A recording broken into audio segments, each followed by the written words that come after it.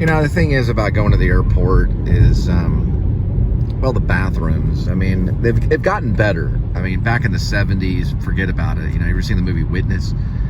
But I hung out in Tom Noble's house. He's a great guy, wears a robe, and he likes to read the paper. But let's go back to the airport. Yeah, the bathrooms. You know, what's going on with the bathrooms? You know, even today in 2020, you still have the little push button. You know, you don't have the twisty thing. Is it they're not trusting us with that? Is it? I mean, are we going to hook up a hose? Maybe run it to like a portable washing machine, maybe that we have, like we brought to the air. Have you ever noticed also when you go to the airport, there's people actually somewhat bathing in these things? Do you know how long that takes when you're pushing the button and filling your hand up with water, and then you don't say anything to them because you're like, well, you know, the guy's probably a cab driver or something. There's Carvana right there.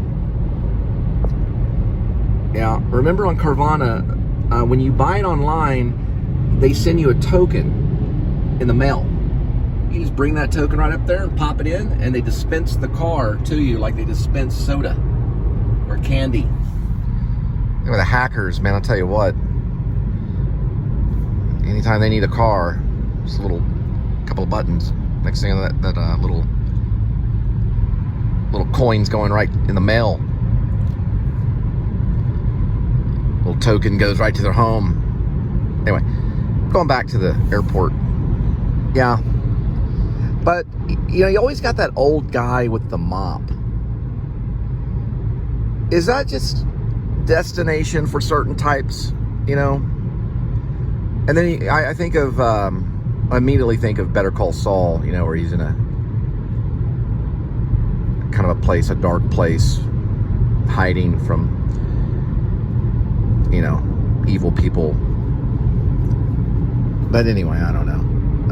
A Cinnabon. I don't know if they have a Cinnabon at the airport, but they do have a Pappadeaux.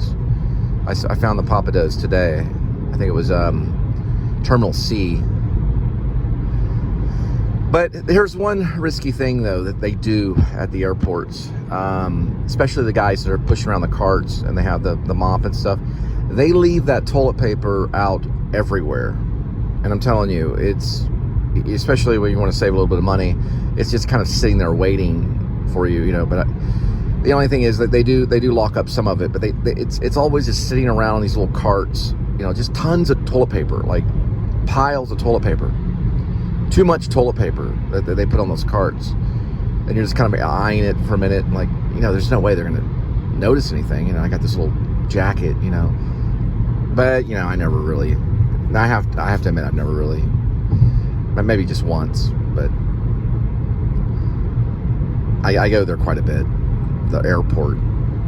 But yeah, it is the same thing, though. The little push button, you know, you push this little, you press this thing down and water comes out for a few seconds. And, you know, I don't know. It just seems like they would, you know, maybe that is, people are just going to leave the water on, you know. You walk in, it's like, what was that dog that would, you know, you ever read that cartoon, Marmaduke dog, where he's floating in the bath, you know, and he's floating in the bathroom and it's full of water. Yeah, I guess that something like that could happen at the airport if they had the little twist knobs. You know, people just leave it on, walk off. Who cares? It's just water. It'll find its way to shut off eventually. You know, they do shut off on their own. You know, when you push it down and it just kind of squirts out a little bit, and then it you know, you no longer can access it. But it probably would happen. I mean, people just leave the water on and it's just an airport. Another thing interesting about the airport is the air conditioning. Air conditioning is always working, and it is in this area. It's always exactly like 70 degrees or 73 degrees. Imagine the size of those air conditioners. It's amazing. I don't know how they do it, but no air conditioning problems I've ever noticed at the airport. Not that I can tell. And yeah, you don't see a lot of water running, and usually the bathrooms are somewhat clean. It just depends on the type of bathroom or where it is in the airport. Some certain other times. Now what they're having now is these micro hotels where you can rent by the hour. one time when we were going to Washington, we had to stay quite a bit of time. We were flying standby. I was considering getting one of those. They're micro hotels. You rent them by the hour. They do have them, though. It's no joke. But I've never seen them, though. That's the thing. I've never... And if you do know where they are, you can leave a comment, because I've never really been... I've heard about them. I know they're there. I've seen them online. But I have not seen, like, you know... And, you know, what's interesting is they're probably hiding somewhere, these micro hotels. You don't really notice them. You know, they're by some luggage carousel or something. You know, the guy just kind of walks up and... You just come out of the ground? Yeah, it's a new micro hotel they have. It's stored underground right here. He's all like putting on his jacket. I don't know. I don't know where it is. It's in some secret wall or something. You just swipe your card, go right in, rent by the hour. You can at least get a nap before the next airline. It could be on, or the next air departure. It could be on the other side though, you know, when you have to pass through TSA. But I don't know. I mean, is it just in the middle of the airport, or is it on the side? It'd be interesting to do a little vlog on it. It's called a micro hotel. Anyway, that's my little routine. I like bombing. So, oh my goodness gracious, got a whole work convoy. Golly, tons of them. Secretly, you could substitute that for like a scene for the slave sequences in Spartacus. But yeah, I like bombing. You have to bomb when you're doing stand-up. You have to bomb, and just, it's funny. If you continue on, it's funny. And bombing is always in sequences. It's in dominoes. You bomb. You can bomb one thing, and then you can get to the next one and maybe get that as a laugh. But if you keep bombing, you're going to be funny. At least to the stand-up comedian that's watching. It's fun to watch people bomb. But what it is, it's a when you're thinking about it, you're watching someone think about it, and they don't have any material, but they keep going. They can get out of that. You can get yourself out of that after, with, you know, if you relax yourself through it. And a lot of times, well, in this sequence, I probably should turn things off. But I don't know. If you have something and one idea leads to the next idea and the next idea, then you've got yourself a little 10-minute piece. I was just listening to Sam Kinison too, and of course, like, I stole the thing about the water push button thing. Of course, I stole that from Seinfeld. I'm listening to one of his new routines. But you know, you could take a little bit from each comedian and have yourself a really good routine over a period of about 10 minutes. But I think Sam Kinison, I was watching him, you know, all that stuff. He could have been a rock star. His voice was incredible. An incredible rock star. I actually met his girlfriend. His girlfriend actually helped me get into the actor studio. It's a true story. I met her in Hollywood. I didn't even mean to meet her. She was just in the same acting class as I was. But she was with Sam Kinison when he was alive. Didn't know anything about him. I know nothing about him at all. I know that he screams very loudly when he did do stand-up, and it's just a signature piece. He was such a genius because you waited for that scream. It was like something a lot of the other comedians didn't even attempt to do, not even Robin Williams. He had that scream down, and it was like a rock star kind of thing. But boy, was that energy. That guy sweat. I mean, a lot of energy. Anyway, yeah, I was listening to some Seinfeld. He made some jokes about the airport. I said, you know what? I'm taking some of that. I'm going to try to make it my own. And got the little push button for the water faucet. That's what you have to say. The push button for the water faucet. You push it, and it just comes on for a minute. You know, I mean, do they not trust us with the turn thing? Like, we're just going to turn it on. Look, everybody, water. We're playing in the water. You know, like Marmaduke, the dog, you know, he goes home and there's the bathtub and the Marmaduke's in the bathroom and he's floating around in all this water and he's underwater doing scuba diving. You know, you walk into an airport, a bathroom, and people are in there just playing in the water, dancing around. They got the hose hooked up there.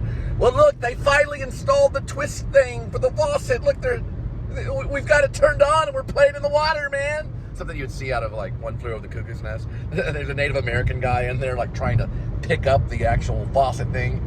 We're going to get all the water before it's over. We'll get all of it. Nicholson comes in. You know, they finally got the twist knobs going on at the airport bathroom. You know, You got like Nurse Ratched. Yeah, she's behind like this little glass thing watching them, you know. We're gonna have to up their medicine a little bit. This is all going on in the bathroom when you walk in, little twist knob. That could happen. That's why they only have the little push knob on the faucets in the bathroom. That's the reason why. That we don't want to go to complete anarchy in the bathroom at the airport.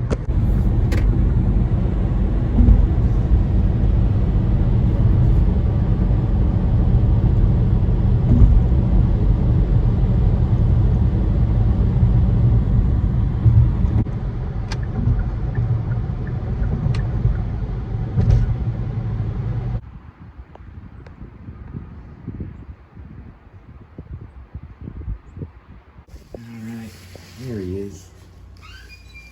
That would be Kitty. Yeah. You doing okay? All right.